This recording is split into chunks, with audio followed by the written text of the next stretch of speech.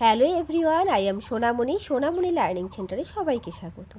আজ আমি নিয়ে এসেছি রায় ও মার্টিন প্রশ্ন বিচিত্রার দ্বিতীয় পর্যায়ক্রমিক মূল্যায়নের মডেল সেট 2। এর আগে আমি 1 সেটটা করিয়েছি, তোমরা যারা দেখোনি ভিডিও ডিসক্রিপশন বক্সে লিঙ্ক থাকবে, সেখান থেকে দেখে নিও।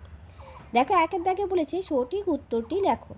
1 নম্বর প্রশ্ন, বেতার তরঙ্গ বায়ুমণ্ডলের যে স্তর থেকে প্রতিফলিত হয় তা হলো, সঠিক উত্তরটি হবে অপশন সি, আয়নোস্ফিয়ার।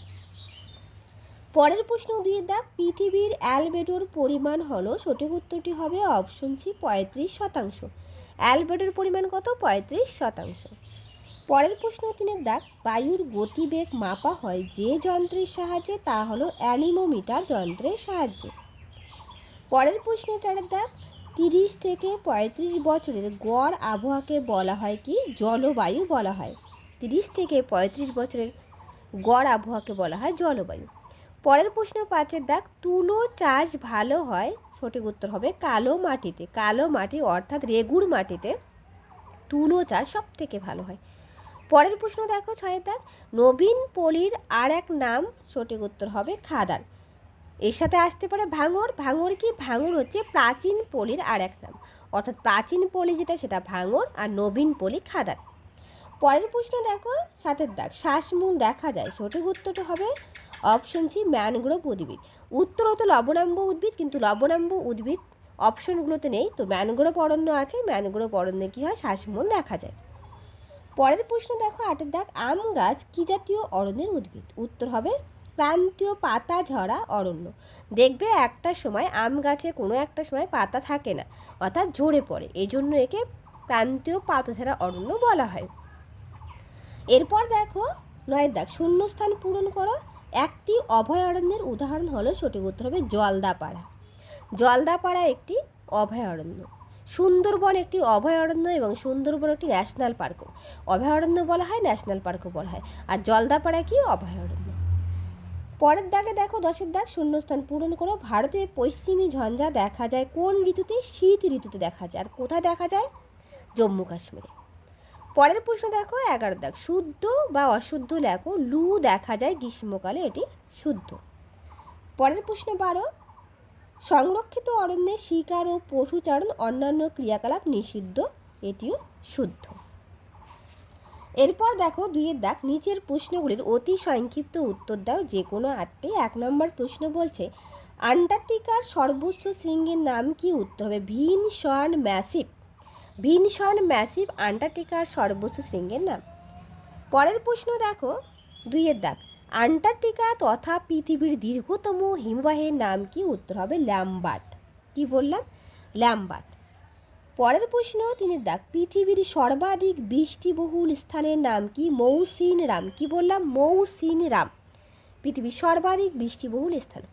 এর সাথে বলে রাখি, যদি তোমাদের ভিডিওটা ভালো লেগে থাকে প্লিজ একটা লাইক, শেয়ার অ্যান্ড কমেন্ট করবে, আর যারা নতুন সাবস্ক্রাইব করে পাশে থাকবে। আমি অনেক তোমাদের ইম্পর্টেন্স ভিডিও দিয়েছি, নিজে হাতে লেখা নোটস তৈরি করে আমি তোমাদের প্রোভাইড করছি। তোমরা যা দেখোনি ভিডিও ডিসক্রিপশান বক্সে লিঙ্ক থাকবে, সেখান থেকে দেখে নিও। পরের প্রশ্ন দেখো 4 দাগ, ভারতের মরুভূমির নাম লেখো। উত্তর হবে থর মরুভূমি। পরের প্রশ্ন, ভারতের ম্যানগ্রোভ অরণ্য কোথায় দেখা যায়? উত্তর হবে সুন্দরবনে দেখা যায়। এরপর দেখো 6 দাগ, ফণী মনসা কী ধরনের উদ্ভিদ? লিখবে ক্যাকটাস জাতীয় উদ্ভিদ, ক্যাকটাস। পরের প্রশ্ন 7 দাগ, ম্যালেরিয়ার ঔষধ কুইনাইন কোন গাছ থেকে তৈরি হয়? সিংকোনা। সিংকোনা গাছ থেকে তৈরি হয়।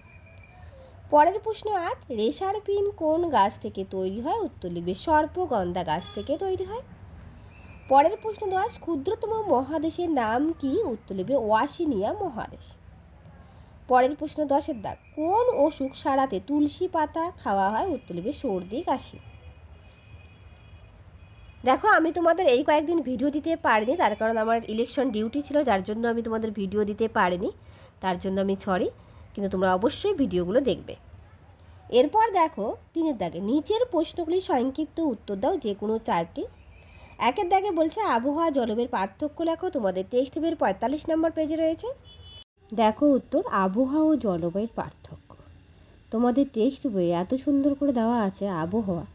আবহাওয়া কোনো নির্দিষ্ট স্থানে নির্দিষ্ট সময়ে বায়ুমণ্ডলের বিভিন্ন উপাদানের অবস্থা।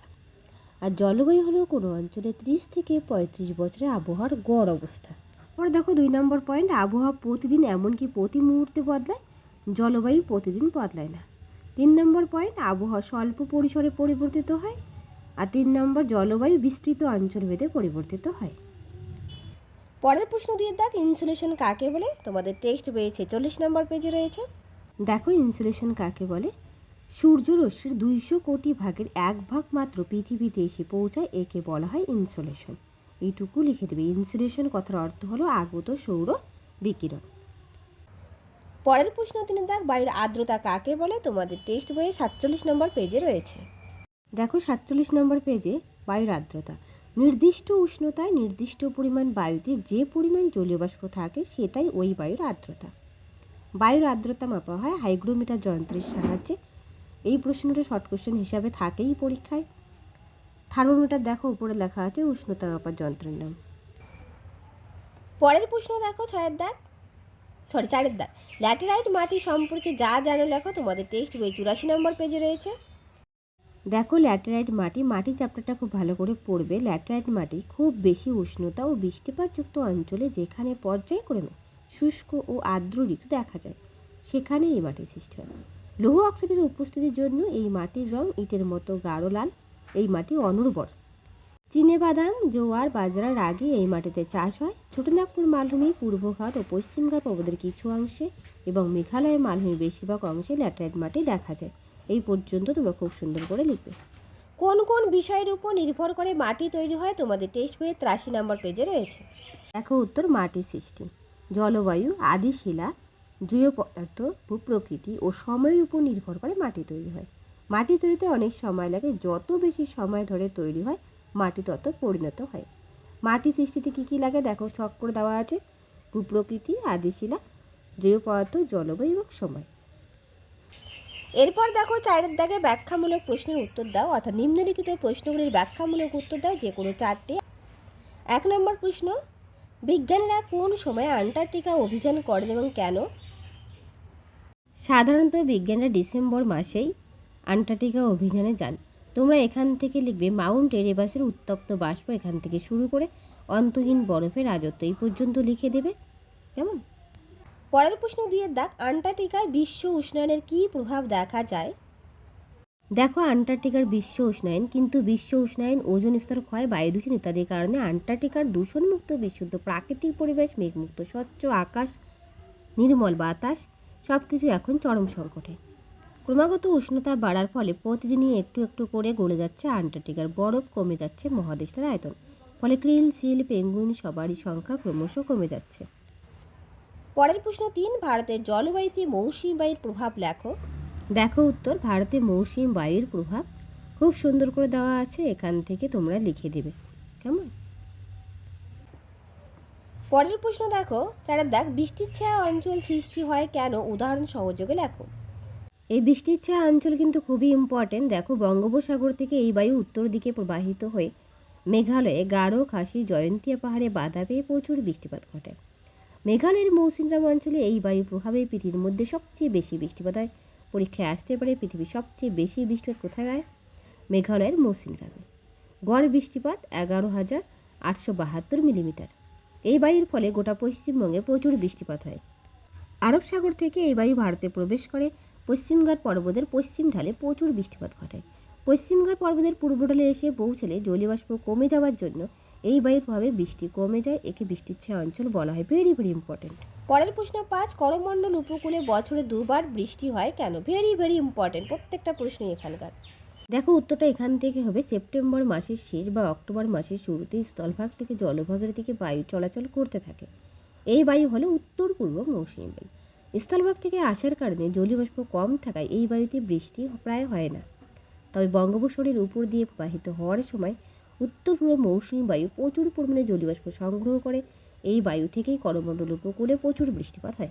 এরপর দেখো 5 দাগ, নিচের প্রশ্নগুলির বর্ণনামূলক উত্তর দাও, যে কোনো দুটি। 5 নম্বর, এটা 2 + 3 5। 1 নম্বর প্রশ্ন, পৃথিবীর বায়ুমণ্ডলের স্তর বিন্যাস করো, যে কোনো 3টি স্তরের বৈশিষ্ট্য লেখো। দেখো পৃথিবীর স্তর বিন্যাস এত সুন্দর করে তোমাদের বইতে দেওয়া আছে, আমি দাগিয়েও রেখেছি। ভূপৃষ্ঠ থেকে উপরে 16 কিলোমিটার পর্যন্ত যে বায়ুস্তর আছে তার নাম টপোস্ফিয়ার। প্রথমে টপোস্ফিয়ার সম্পর্কে লিখবে। টপোস্ফিয়ারে কী হয়, ঝড়, বৃষ্টি, মেঘ প্রভৃতি সৃষ্টি হয়। এই বায়ু প্রতি 1000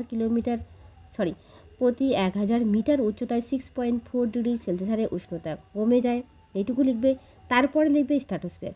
টপোস্ফিয়ারের উপর ভূপৃষ্ঠ থেকে 50 কিলোমিটার উচ্চতা পর্যন্ত স্তরকে বলা হয় স্ট্র্যাটোস্ফিয়ার। স্ট্র্যাটোস্ফিয়ারে কী হয়, এই স্তরে মেঘ থাকে না, বৃষ্টি কিছুই হয় না, জেট প্লেন এই স্তরে প্রভাবিত হয়, এই স্তর শান্ত থাকে, তাই এই স্তরকে বলা হয় শান্তমণ্ডল। আর এই স্তরে কী হয়, ওজোন স্তর লক্ষ্য করা যায়, এটাও লিখবে পয়েন্টে। 20 থেকে 25 কিলোমিটার উচ্চতায় ওজোন গ্যাসের একটা স্তর রয়েছে, যা সূর্য থেকে আসা ক্ষতিকারক অতি বেগুনি রশ্মি থেকে আমাদের রক্ষা করে। আমি তোমাদের জাস্ট একটু জিনিসটা বলে দিচ্ছি। তারপরে লিখবে স্ট্র্যাটোস্ফিয়ারের উপর ভূপৃষ্ঠ থেকে প্রায় 80 কিলোমিটার পর্যন্ত মেসোস্ফিয়ার। এই মেসোস্ফিয়ারে তেমন কিছু হয় না, উষ্ণতা সাধারণত কমতে থাকে। তারপর লিখবে থার্মোস্ফিয়ার। 300 কিলোমিটার পর্যন্ত থার্মোস্ফিয়ার। থার্মোস্ফিয়ারে কি হয়,